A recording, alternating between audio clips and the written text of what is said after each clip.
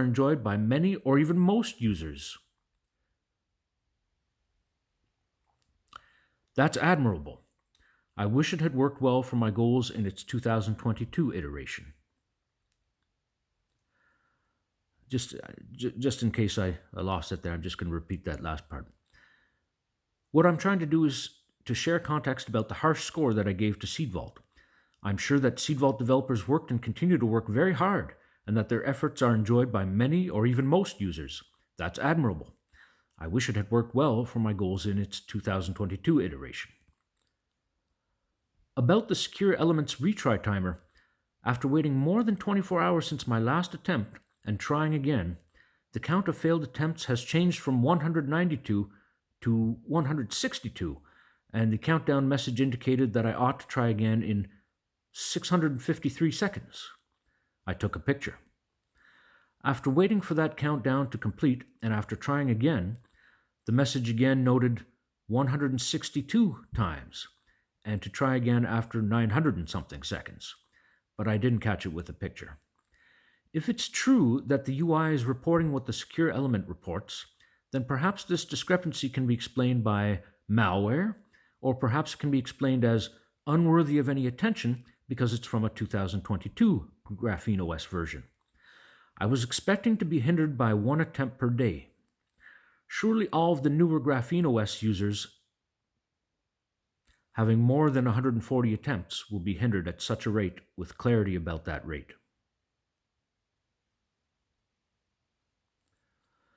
In an effort to foster a shared understanding of the recent responses to my attempts for discussion, would this be a fair notice for someone considering using GrapheneOS? And here I write up a imaginative quote, which is the following.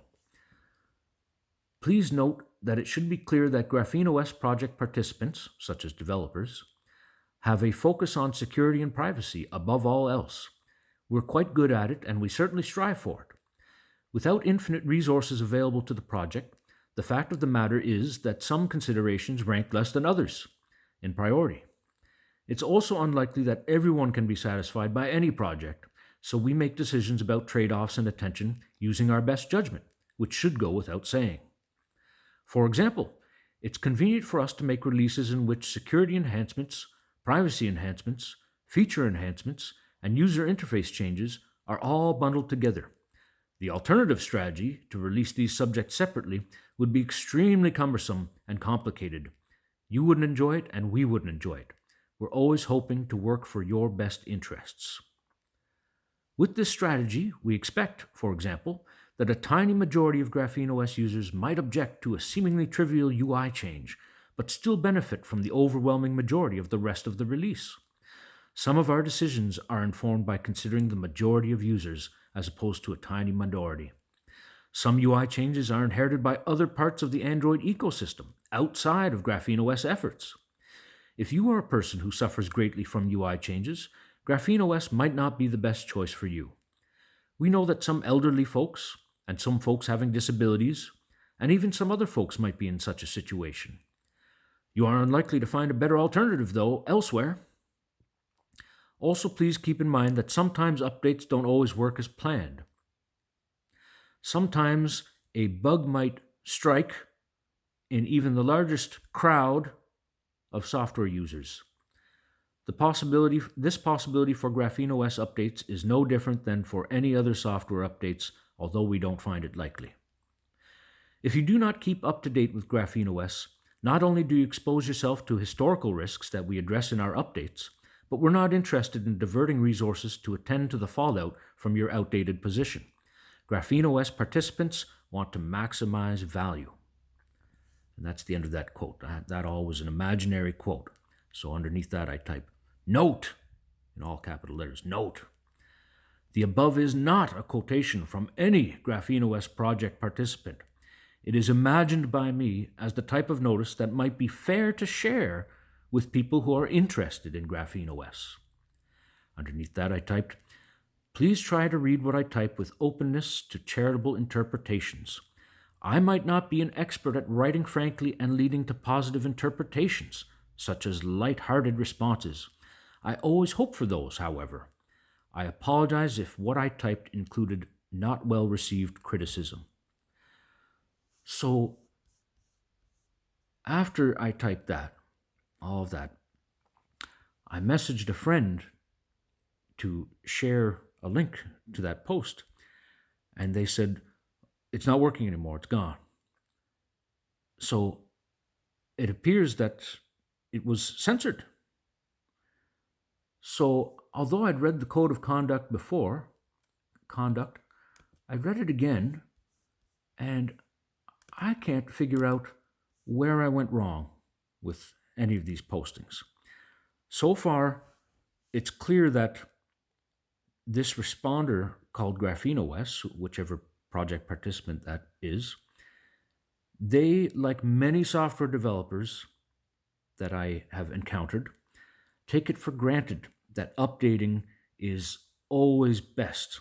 It's just it's written in stone. There's no doubt about it. There's nothing to discuss. You keep up to date or you're left behind, and the world is cruel, and that's the way it is. Too bad. So sad.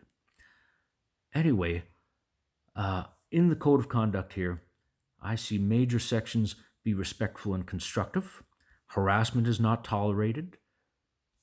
I don't perceive that I engaged with any disrespectful, not being any disrespect, I should say, or not being constructive, or any harassment. So maybe I gave some harsh criticism by saying that I scored Seed Vault a notch above useless. I don't know why that is could be disrespectful. I mean, wouldn't you want to know if you were developing software that it was close to useless so that you could uh, address the criticisms for it and make it more useful? Uh, Maybe that could be perceived as disrespect, but I don't perceive it as disrespect. I'm very interested in falsifiability. And there's a wonderful New York Times article, if you're interested in falsifiability, that you can visit. Uh, it's where you are interested in finding out uh, where your ideas might be going wrong and testing them, uh, not just the positive feedback, but getting the negative feedback too, because it's just as important. So, anyway, a friend of mine mentioned that they weren't surprised that my uh, post had been censored because it contained inflammatory remarks. And I replied with a mind blown emoji because I wasn't sure what inflammatory remarks that I'd made. And the example that my friend pointed to was that I had talked about the fingerprint sensor, and that when I said, why would anyone want to share their fingerprint, or when I typed, why would anyone want to share their fingerprint with software they hadn't written themselves, and why would folks lack imagination of finger choppers breaking down the door? That's my legitimate opinion about that. I don't think fingerprint sensors make much sense.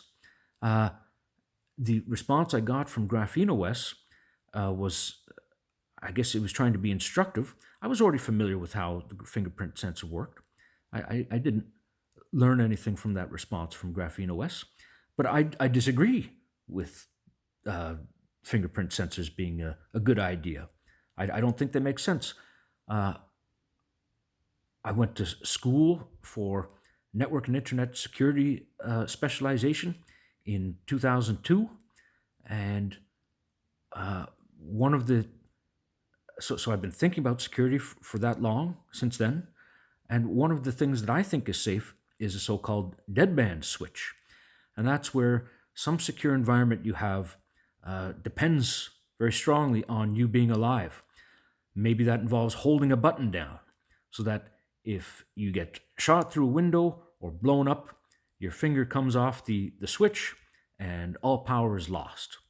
Now, there are such things called cold boot attacks, which can still attack computing equipment that has been powered off instantly like that due to a dead man switch. But those are still pretty challenging. Could involve electron tunneling microscopes and stuff like that there. very expensive. But anyway, I like the dead man switch. I've always been interested in it, amused by it. But the fingerprint sensor, I don't generally think if you're privacy oriented and security minded, that maybe you don't want to use your fingerprint, share it with software developers uh, who make software, or share it with hardware folks there. Uh, there are all sorts of incentives in the world today to capture more and more personal data, DNA, so that you can be advertised to about your your perceived possible medical problems. Fingerprints, yeah, that's another one. Uh, I think that stuff belongs to you. You should keep it to yourself. That's just my position. If you have any concern about that type of thing, just keep it to yourself. So anyway, maybe that was a little too harsh. My friend seemed to think it was inflammatory, but I just disagree with the fingerprint sensor. I didn't mean that to insult. My friend had mentioned you questioned the developer's thought process. Well, I suppose that's true, yes. Uh, I don't know how good ideas get fleshed out in the world if not for feedback, questioning, doubts, criticisms. I don't know how we get good things without any of those. So yes, it was an open door. It was an invitation for someone to explain uh, why the fingerprint system was uh, rational for privacy-oriented folks, but I didn't get that. Uh, I got something about how it works, and I managed to cause enough grief that my other topics were locked so that they couldn't be replied to further. And I got a response to one of them that if I want support, I have to use the latest GrapheneOS version. And that had nothing to do with that simple question. And the other topic was locked. And again, I got the use the latest software sort of response, and that I was accused of making an ignorant rant. Well, maybe it was an ignorant rant. I don't know.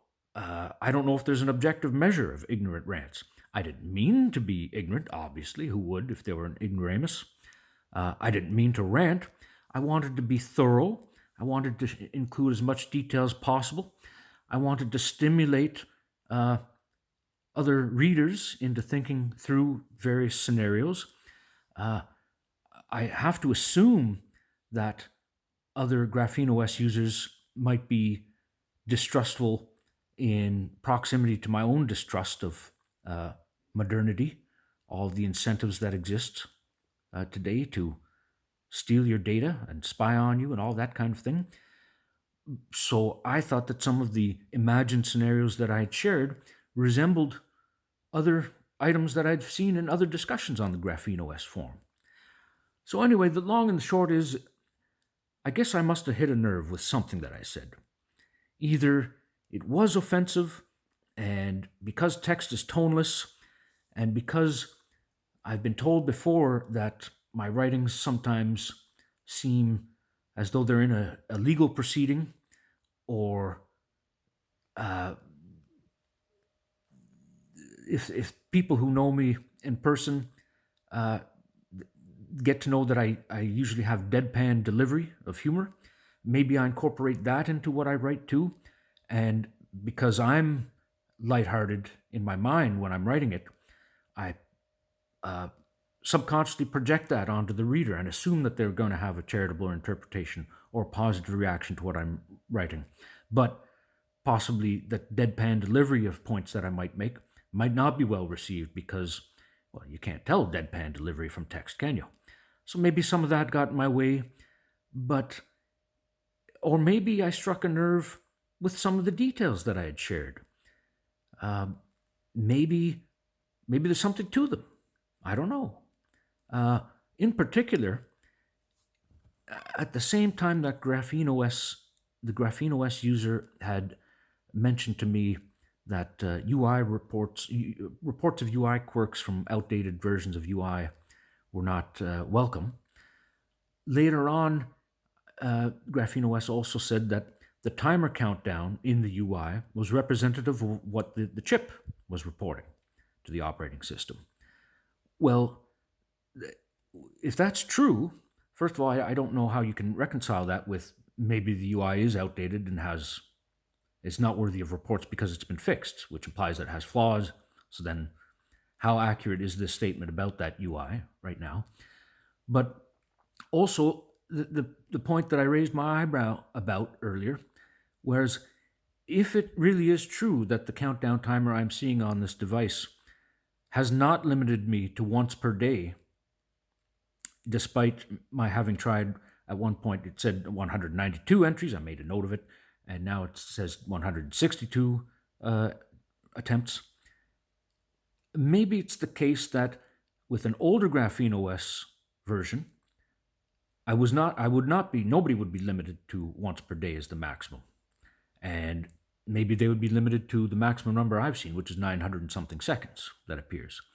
But when you go with the flow and you update to the latest versions of everything, maybe you get a newer GrapheneOS version where you do get rate limited to once in 24-hour period after 140 attempts. So that's just an example of why somebody in my position might like to have an older version of software as opposed to a newer version of software, because the patronizing developers know best for attitude that comes across with these updates. I'm not talking about GrapheneOS specifically. I don't know. There might be some of that there. But for a lot of software in the industry, I just am disgusted by it. I don't think it's right. Maybe some of these updates have come across in newer GrapheneOS versions, and maybe it's embarrassing to say that, well, it used to actually not work in a previous version of GrapheneOS. I don't know the facts about that. That's just speculation. All I can do is imagine situations. I'm just trying to sort through this. So anyway, the long and the short is, I guess I won't be recommending GrapheneOS to anybody, because I found that this censorship of that post, which I don't believe violated the code of conduct on the forum, and for which I didn't receive any warning. I didn't have it temporarily censored, and then some feedback about having violated the code of conduct. And I'm not entitled to that, but I didn't get that. So I really was clueless about what's going on. If the GrapheneOS folks welcome in members like this user that has censored my article, which was well-meaning. I was trying to give tips to people about backing up their data, writing down their code for their unlock code. I was trying to be helpful at the same time as sharing a chronicle. If the GrapheneOS project includes folks that would censor such an article like that, and I don't think I want to have any involvement with GrapheneOS. I don't want to use it. I question their incentives. I question their motivations, and I question their judgment. Here we have privacy and security oriented operating system, and their response to, I don't know, some sort of speculations and some criticisms is to censor.